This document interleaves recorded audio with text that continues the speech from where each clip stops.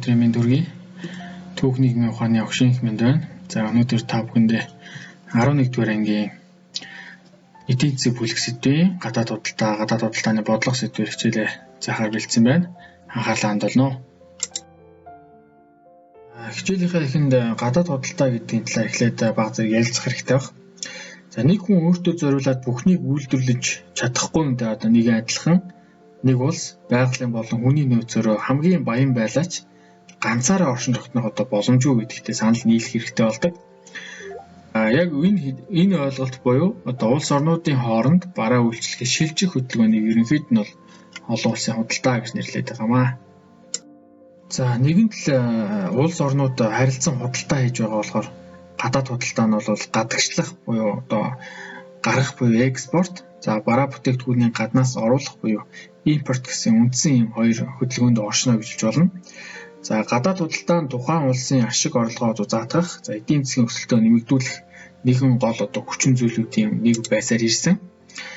За экспортын өсөлт нь эх орны бүтээгдэхүүний хувьд зах зээлийг өргөтгөж байгаа учраас илүү тухайн оронд ашигтай. За харин импортын бараа нь бол эх орны үйлдвэрлэлийн бараатай өрсөлдөж улмаар үндэсний үйлдвэрлэлийг шахах, за ажилгүйдлийг нэмэгдүүлэх зэрэг сөрөг үр дагаварт хүргэж болзошгүй гэж үздэг учраас импортыг хүмүүс их хөнгөтэй сөрөг тал буюу арай дутуу үнэлдэг гэж хэлж болно. За аливаа орны хэрэглэгчид барааны импорт ашигтай тул түүнийг бас онцлон авч үзээд оруулж ирж бас байж болно гэдэг ийм бас үнцэг байж болно гэсэн үг. Экспорт, импортын зөрүүг гадаад худалдааны тэнцэл гэж хэлдэг. За экспорт, импортын нийлбэрийг гадаад худалдааны барааны нийт эргэлтч гэж хэлж болно. Тэгэхээр гадаад худалдаа бол ерөөсөө экспорт бол импорт оруулах болон гаднаас авах гэсэн гадагш нь гаргах гэсэн үндсэн хоёр л хөдөлгөөн дээр багтж байгаа учраас тэдний зөрүү нийт эргэлтийг бол ингэж харуулдаг байна. Ерөнхийд нь бүтээгдэхүүн борлуулалтаас орсон орлогоос түүнийг үйлдвэрлэхэд зарцуулсан зардлыг нь хасаад үйлдвэрлэлийн ашиг алдагдлын хэмжээг бол тодорхойлж болдог. За гадаад худалдааны ашиг алдагдлыг бараа үйлчилгээгээ гадаад худалдах буюу экспортоос орлого орно. Харин импортоор оруулж ирж буй барааг авахд бол зардал гардаг учраас импортын зардлыг илэрхийлж байдаг. За гадаад худалдааны орлогоос экспорт буюу орлогоос гадаад худалдааны зардал буюу импортыг хасаад гадаад худалдааны ашиг алдагдлыг нь ерөнхийд нь тооцож болно. Хэр их ашигтай ажиллаа, хэр алдагдaltaй ажиллаа гэдгийг тооцож болдог гэсэн үг. Нэмж хэлэхэд бол экспортын орлого импортын зардлаас даваад байвал өөрөөр хэлбэл оруулж ирснээс ихийг гаргавал гадаад худалдааны тэнцэл нэмэх тэмдэгтэй буюу гадаад худалдаа ашигтай байна гэж ойлгож болдог бол импортын зардал экспортын орлогоос давж байвал өөрөөр хэлэх юм бол гаргаснаас ихийг оруулж ирэх юм бол гадаад худалдааны тэнцэл хасах тэмдэгтэй буюу гадаад худалдаа алдагдaltaй байна гэж ойлгож болдог байна. Бүгдээрээ экспортын сайн болон эерэг болон сөрөг талуудын талаар ярилцъя. За эерэг тал нь гэвэл бараагаа экспортлж байгаа орн болон тэнд ажиллагсад бол экспортын өсөлтөөс хожиж түүнд ашиг авч мэдээж ойлгомжтой хэрэгтэй. За харин сөрөг тал нь гэвэл барааг экспортлсноор дотоодод тухайн барааны хомсдол үүсээд улмаар хэрэглэгчид хохирох тийм магадлал бас бий байдаг гэсэн. Бүх тохиолдолд бол ийм биш л дээ. Ерөнхийдөө зарим гадаадад бол үнэтэй байдаг бараа бүтээгдэхүүнийг дотооддоо зархаас илүү гадаадад зархыг үйлдвэрлэгчид илүү үзэх тохиолдол бас байдаг. Тийм давуу тал нь бол импорт нэмэгдснээр эх орны барааг бодвол арай хямд бөгөөд чанарын хувьд илүү байж болох импортын барааг хэрэглэх боломжтой. За ийм ч учраас бол хэрэглэгчид болон компаниуд хожиж болно гэж үздэг.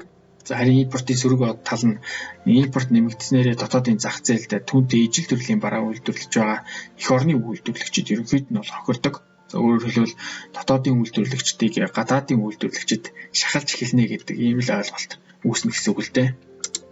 Орнуудын төрийн зүгээс барьдаг гадаад худалдааны бодлого гэж юу юм бэ гэхээр бусад улс орнуудтай тогтоосон худалдааны харилцааг зохицуулах зорилгоор төвөөс авч хэрэгжүүлж байгаа арга хэмжээнүүдийн нийлбэр цогцыг ерөнхийд нь бол гадаад худалдааны бодлого гэж нэрлэдэг байгаамаа. За төрөөс гадаад худалдааны бодлогод бол хэд хэдэн арга механизмаар зохицуулж болдог. За юунд бол одоо 3 механизмыг ярьж болно. За жишээ нь бол гадаадаас орж ирж байгаа бараанд гайлын татварыг ногдуулж болно. За өөр бусад төрлийн бараанд бол гайлын хөнгөлөлтийг ногдуулж болно. За мөн гайлын хязгаарлалтыг тогтоох гэсэн энэ 3 үндсэн одоо арга механизмаар гадаад худалдааны бодлого хэрэгждэг гэж хэлж ойлгож болохоор байгаа. Ууд нь бол ерөнхийдөө ганц зорилго нь дотоодын үйлдвэрлэлийг хамгаалахын тулд гадаад худалдааны саад болох татвар болон хязгаарлалтуудыг байнга хэрэгжилж эхэлдэг гэсэн үг. За гаднаас орж ирж байгаа бараанд ногдуулах гайлын татварыг одоо нэмэгдүүлж болно.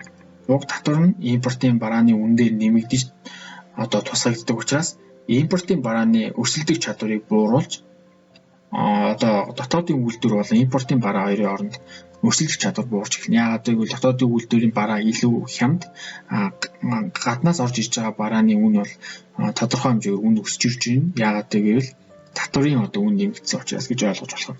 За хоёрдугаарт бол тодорхой төрлийн барааны импортод гайлын хязгаарлалт буюу одоо квот гэж хэлээд байгаа юм л да. Квот тогтоож болно. За импортын барааг үйлдвэрлэж байгаа орны үнээс доогуур үнээр худалдаг демпингтэй тэмцэд бол импортын татварыг хэрэглэх нэлээд зохиомжтой гэж ингэж үздэг.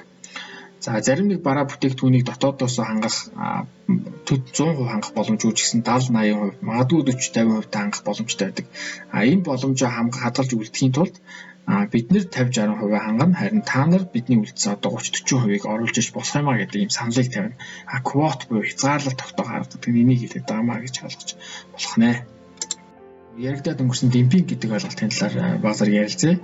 Демпинг нь үйлдвэрлэгчид гадаадын орнуудын шин зах зээл нэвтрэхийн тулд өрсөлдөгчөөсөө доогуур үнээр одоо бараагаа шахаж бараа нь үнэ өсгөх зорилготой төр зуурын арга хэмжээг бол ерөнхийдөө демпинг гэж нэрлэнэ гэсэн үг. Энэ болохоор тодорхой төрлийн барааны импортод үзүүлж болдог. За үүнд тухайн улсын техник технологийн хөгжил одоо зайлшгүй шаардлагатай. За үйлдвэрлэлийн зардалд өндөр хувь эзэлдэг бараа бол хамаарна. За яг үүний эсрэгээр бол зарим орнууд протекционист бодлогын эсрэг гэж хэлж болох үз. Одоо импортыг биш, одоо харин экспортыг одоо тийм хэмжээний татвар болон хязгаарлалт тогтоох замаар барьж байх бодлогыг хэрэгжүүлж эхэлдэг нь бас байдаг нь бас их сонирхолтой арга гэж хэлж болно. Одоо өнгөрсөн чөлөөт худалдааны бодлого ямар онцлогтой вэ гэж. Чөлөөт худалдааны бодлого нь гадаад худалдаанд төр оролцох ёсгүй.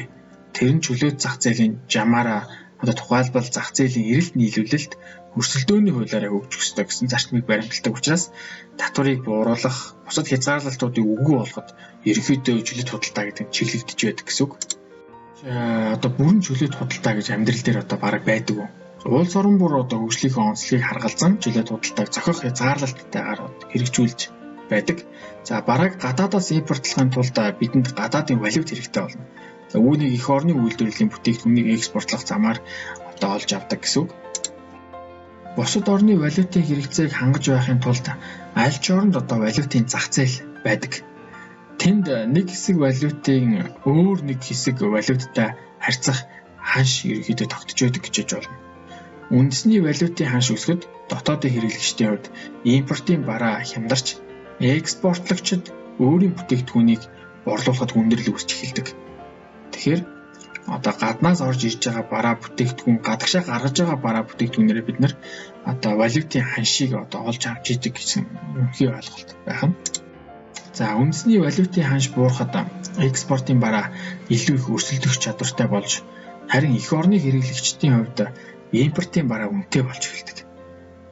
За энэ нь юу гэсэн үг вэ гэхээр үндэсний одоо валютын ханш буураад эхлэхээр өрсөлдөх чадваргүй болоод эхэлнэ. Харин эх орны одоо хэрэглэгчдийн хувьд бол импортын бараа үнэтэй болоод бид нар гаднаас юм худалдаж авахд илүү үнэтэй зүйл худалдаж авна гэсэн. Яагаад гэвэл бидний одоо яг үндсэн одоо мөнгөнд тэмдэгтийн ханш маань унтсан гэсэн үг шүү дээ. За аль ч улсын төв банкнаас зах зээлд валют нийлүүлэлтийг нэмэгдүүлэх замаар валютын ханшийг зохицуулж байдаг. За энэ бодлогыг бол ерөнхийдөө валютын интервенц гэж ингэж нэрлэдэг байна. За ингээд өнөөдрийнх нь багшаахан бэлдсэн хичээл ингээд энэ хүнээр өндөрлөж байна. Аль болох хүснэгт одоо диаграмыг тулгуурлан заахыг хичээлээ.